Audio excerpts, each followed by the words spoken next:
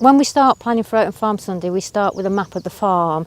We plan out where everything is going to be. So with regards to us, we do farm walks. So from that map, we look at where our crops are and decide where we take our walk through our woodlands and round our pools to also incorporate the conservation side of the farm walk as well.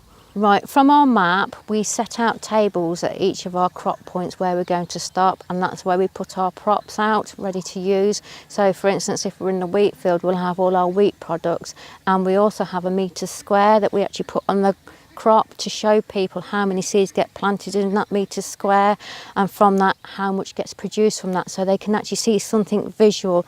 Also in that metre square, we look at what insects we can find in that metre square, what disease we can find in there, all sorts of things like that, so it brings everything together towards that crop and get people focusing on that crop. On our farm walks, there's 3 of us that do it. There's myself, my husband and our agronomist, and from the 3 of us we bounce off each other to give the story of farming. So when we're talking about chemicals, the agronomist comes in and talks all about that. From the actual land, my husband talks about the farm that it grows, and I help talk about the conservation. Again, if we've missed something in the story, we prompt each other and ask a question to say, what about this, what about that, and then that helps us all tell the full story and give as much as we can across to the public. One of the things we like to do on Open Farm Sunday is incorporate our woodlands, because it's good for the general public to see the conservation work that we're doing.